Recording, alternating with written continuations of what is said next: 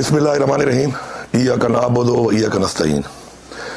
इमरान खान साहब से काफ़ी अरसे के बाद मुलाकात के हवाले से मैं आपको बताना चाहता हूँ कि चूँकि इमरान खान साहब से मेरी मुलाकात कोई 5-6 महीने पहले लास्ट टाइम हुई थी और इस दरमियान में काफ़ी ऐसे मामलात हुए और काफ़ी ऐसी चीज़ें हुई जो उनसे बताना और उनके साथ डिस्कस करना बहुत ज़रूरी था। तो हुकूमती हवाले से मैं ये कहूँगा कि पिछली मुलाकात में भी ये फैसला हुआ था कि हमने अपनी काबीना के अंदर और अपनी हुकूमत के अंदर जो चीज़ें की, इस्लाहात किए या करने हैं, तो उसके अंदर हम कोई तब्दीलियाँ करेंगे। और उस वक्त भी मैंने असद कैसर साहब को और शाहराम साहब को बुलाया था और उस हवाले से बाकी जो लोग थे इनके बारे में बातचीत हुई थी, उनको मैंने आगाह किया था कि इस तरह का प्लान बन रहा है कि हम कुछ मिनिस्ट्रीज़ में और कुछ मिनिस्टर्स में हम कुछ चेंजेस करेंगे। लेकिन मैंने इमरान खान साहब से कहा कि चूँकि बजट आ रहा है तो बजट के बाद हम ये तब्दीलियाँ करेंगे।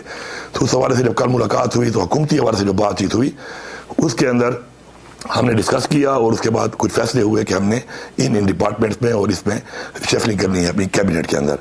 तो मैंने उसके बाद जो है बुलाया आकिब खान को भी और फैसल तरक्की को भी, क्योंकि हम एक टीम है, इकट्ठा हमने काम किया है, हम एक है, एक पार्टी है हमारी। तो ये कैबिनेट में तब्दीलियाँ और ये चीज़ें जो है ये हुकूमत का हिस्सा होती है। तो मैंने उनको इस पर आगाह किया कि हम लोग जो है वहाँ पर तब्दीलियाँ कर रहे हैं, तो उसमें आपका भी इस प्रपोजल में नाम है। तो मैं आपको इसलिए आगाह कर रहा हूँ कि आप मेरी टीम का हिस्सा रहे हैं और हमने बड़ा अच्छा काम किया आपस में और आगे भी करेंगे। तो उसके ऊपर उन्होंने जो रिज़ाइन दिया है, तो उस हवाले से ये हुकूमती मामलात में इस तरह की चीज़ें होती रहती हैं और उस हवाले से ही है, इसमें कोई ऐसी दूसरी बात नहीं। और मज़ीद भी इसके अंदर अभी जाकर इंशाअल्लाह पेशावर मज़ीद भी हम कुछ चेंजेस और अपनी जो है खान साहब के साथ जो बातचीत हुई है उसके मुशावरत के बाद जो है हम इंशाअल्लाह इक़दामात उठाएंगे। इसके अलावा जो मज़ीद बातचीत हुई पार्टी के हवाले से और बाकी बातचीत हुई और खान साहब ने अहकाम दिए मुख्तलिफ, तो उस हवाले से जो अलीमा खान साहिबा ने आज जो बात की है, तो मैं बड़ी क्लैरिटी से बात करता हूँ कि इमरान खान मेरा लीडर है और मैं इमरान खान का वफादार हूँ। मेरा ये हक बनता है कि मैं इमरान खान को सच्ची बात करूँ और हक की बात करूँ। उसके लिए शिकायत वाली बात जो है, शिकायत कमज़ोर लोग करते हैं और शिकायत मुनाफिक लोग करते हैं। मैंने कोई शिकायत नहीं की। मैंने इमरान खान साहब को मुकम्मल आगाह किया कि पिछले इस दौर में, इस टाइम में क्या क्या होता रहा, किस तरह होता रहा। तो उस हवाले से जो बात हुई वो ये हुई कि पहले चूँकि मुलाकात मुझे दी नहीं जा रही थी और सिर्फ बहनों की मुलाकात है और उन्हीं के ज़रिए ही कोई चीज़ बाहर आती है और वही फिर जारी बात है आगे अवाम में जाती है। तो पार्टी में एक बहुत बड़ी तकसीम आ चुकी है और मैंने उनके बारे में बताया उनको कि जब बजट पेश करने की बात है, आपने कहा कि मुशावरत की जाए, लेकिन चूँकि इदारे नहीं चाहते थे, इस्टेब्लिशमेंट नहीं चाहती थी, तो उन्हें मुलाकात नहीं छोड़ी। और जब मुलाकात नहीं छोड़ी तो बजट पेश ना करके जाहिर बात है फिर हम टेक्निकली डिस्क्वालीफाई हो जाते, हुकूमत ख़त्म हो जाती। जबकि आपके ऐसे अहकाम नहीं आए थे तो हमने उस बजट को पेश कर दिया। लेकिन इस बजट को पेश करने के बाद जो मेरी पूरी पार्लियामेंट, तमाम MPAs और मुझे गद्दार डिक्लेयर करके पूरी कैंपेनें चलाई गई, वो बिल्कुल गैर मुनासिब थी। और उसके ऊपर कोई क्लैरिटी मुलाकातें होने के बाद आपसे बहनों को बार बार कहने के बावजूद कि आप इस पर क्लैरिटी लेके आए, नहीं आई और यही लगा कि जी हम इमरान खान साहब के अल्लाह माफ़ करे खिलाफ जा रहे हैं, जबकि ऐसा नहीं था। फिर 1.5-2 महीने चलता रहा। उसके बाद फिर आगे जाकर जब बजट पास करने की बारी आई तो वही सिचुएशन वो नहीं मिलने दे रहे थे। तो बड़ी मुश्किल से मेरे सैफ एक मुलाकात हुई जिसमें खान साहब को मैंने कहा कि आपने कहा कि जी अगर ऐसा मसला है तो ठीक है, बजट तो फिर पास करना पड़ेगा। और बजट हमने पास कर दिया और बता के किया, सारी वजाहत के साथ किया कि बजट में कोई भी तब्दीली खान साहब करना चाहें तो कर सकते हैं। और मैंने कहा खान साहब मैंने आपका इख्तियार आपके पास रखा हुआ है, अभी आप कहें तो आपके मुंह से निकलने में और हुकूमत ख़त्म करने में एक लम्हा भी नहीं है, तो आपका इख्तियार आपके पास है। लेकिन इसके ऊपर पूरे के पूरे मेरे MPA, पूरी पार्टी, मुझे ऊपर ये इल्ज़ाम लगाए गए कि हमने गद्दारी करके बजट पास किया है। और इसके ऊपर इतनी मुलाकातें होने के बाद, बार बार मेरे कहने के बाद बावजूद कि इस पर मौके को क्लियर किया जाए, नहीं किया गया, बल्कि प्रोवोक किया जा रहा है उल्टा। और प्रोवोक करके ये कैंपेनें चलाई जा रही हैं बार बार और मुतवातिर कैंपेनें चल रही हैं। फिर उसके बाद एक नया जो है कैंपेन चला दी गई कि जी माइनस इमरान खान कर रहे हैं। तो मैंने बताया कि माइनस इमरान खान न किसी की सोच है, न किसी की जुर्रत है। जबकि इस माइनस इमरान खान वाली बात के ऊपर पार्टी में तकसीम करने में आपकी बहन अलीमा खान का ठीक ठाक किरदार है, क्योंकि शुरू से पार्टी के लोगों को डिस्क्रेडिट किया जा रहा है और पार्टी डिस्क्रेडिट होने के साथ साथ मायूस हो रही है। आपकी रिहाई के हवाले से इक़दामात नहीं उठाए जा रहे, बल्कि पार्टी के अंदर ऐसी गुरबंदियाँ बनती जा रही हैं कि उन गुरबंदियों में हर बंदा किसी न किसी जगह का सहारा लेकर उस गुरबंदी का हिस्सा बनकर अपने जो इंटरेस्ट हैं उनका फ़ायदा ले रहा है, अपनी जो इख्तलाफात किसी के साथ हैं उनके फ़ायदे ले रहा है। तो मैंने बड़े क्लियर से उनको बताया मेरा ये फर्ज था बताना, और मैंने उनको बताया। मैंने इस चीज़ की फिक्र नहीं की कि इमरान खान की फैमिली है, हमारे लिए बिल्कुल काबिल कदर है कि इमरान खान की फैमिली उनसे क्लोज भी है, और मेरे साथ कुछ भी हो सकता है उसके बाद कि मैं इस तरह की बात इमरान खान को कहूँ। लेकिन मैंने न कुर्सी की परवाह की, न अपने ओहदे की परवाह की, न मुझे परवाह है इस चीज़ की। मुझे सिर्फ एक चीज़ है, वो है कि मैं अपने लीडर को सच बताऊँ, हक बताऊँ, और उसको आगाह करूँ हक़ाइक़ से। तो मैंने उनको बताया कि इसके ऊपर पार्टी में ये तकसीम का सिलसिला है, और ये कुछ व्लॉगर्स बैठे हुए हैं और वो टारगेट करके सारा काम कर रहे हैं। तो उन सब के साथ अलीमा खान का रब्ता है, और अलीमा खान बजाय उनको मना करने के, तकसीम ख़त्म करने के, बार बार हम कहते हैं तकसीम नहीं होनी चाहिए, प्रोवोक कर रही है।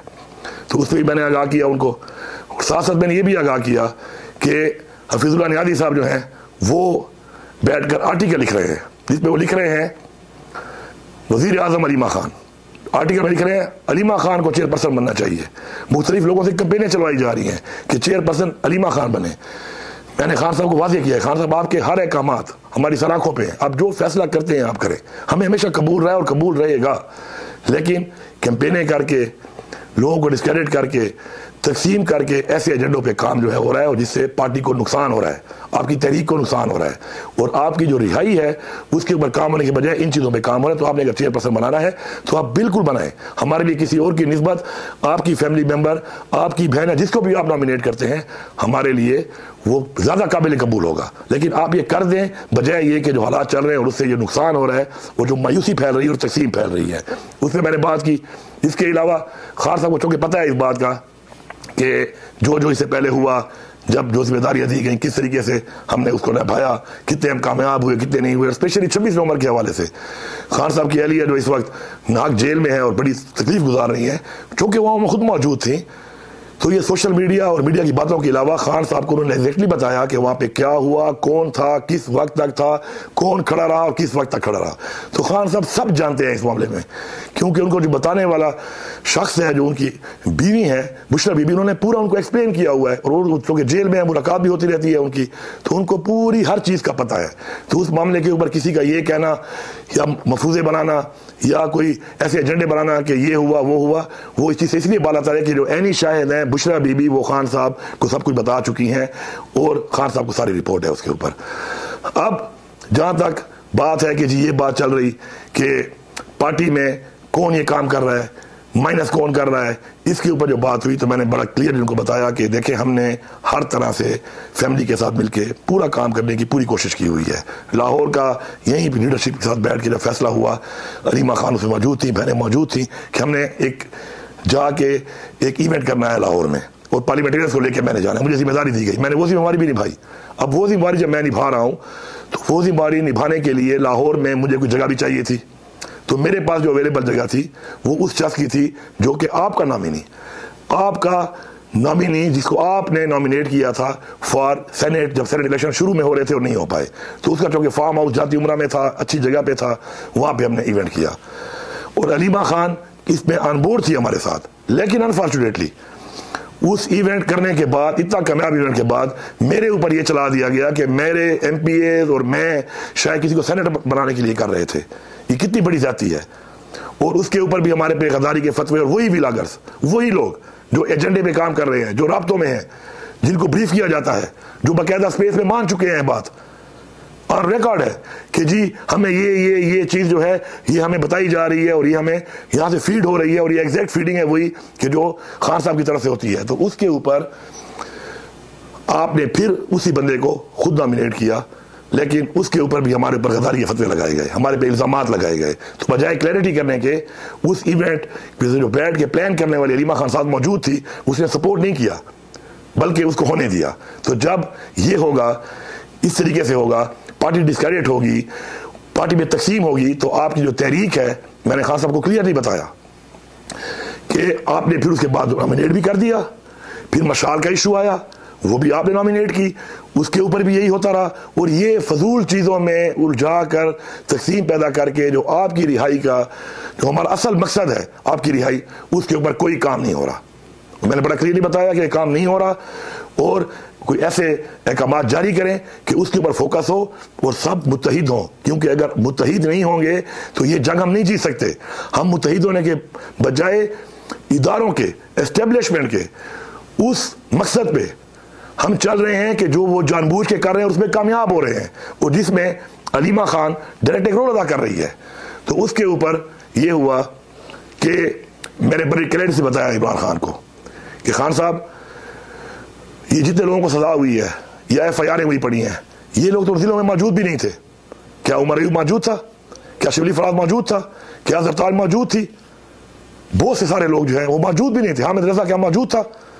या 9 मई में जो 8 जिलों में FIR में पड़ी, क्या वहां पे कोई लीडरशिप मौजूद थी? क्या ये लोग मौजूद थे? क्या ये वर्कर बेचारे सजा जो हो रहे हैं, ये इन्होंने क्या कैसा गलत किया था? सारे जैली पर्चे, झूठे पर्चे हैं आप पर भी, आपकी बीवी पर, लीडरशिप पे, वर्करों पे, और सजाएं होती जा रही हैं। आप खुद जेल में हैं।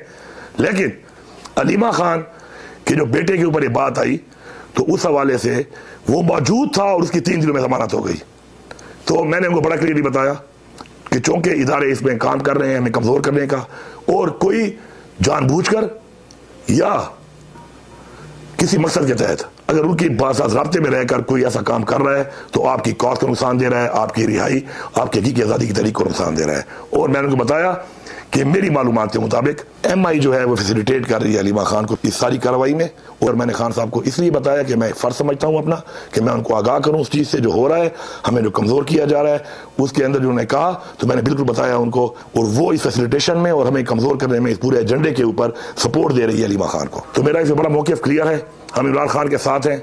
मैं सबसे ये कहूँगा कि इमरान खान की तहरीक, इमरान खान की रिहाई पे फोकस करो। जिस काम पे आप लगे हुए हैं, जो काम आप कर रहे हैं, मैंने अपने लीडर को खुल के बताया है, हर चीज़ से बाला तर के बताया है, और मैंने वफादारी का सबूत दिया अपने लीडर के साथ कि जो हक़ाइक़ यहाँ पे थे मैंने उनके सामने रखे हैं और मुझे इस पर फ़ख्र है। इसके अलावा मैं पूरी कौम को और पूरी दुनिया के मुसलमानों को एक पैगाम देना चाहता हूँ कि ये जो इस वक्त बात चल रही है फ़लस्तीन के हवाले से, हम किसी भी तरह बहैसियत मुसलमान, बहैसियत पाकिस्तानी, अपने ईमान के तौर पर कभी भी इसराइल को तस्लीम नहीं करते। हम कभी भी 2 स्टेट को नहीं मानते, हम सिर्फ 1 स्टेट मानते हैं और वो है फ़लस्तीन।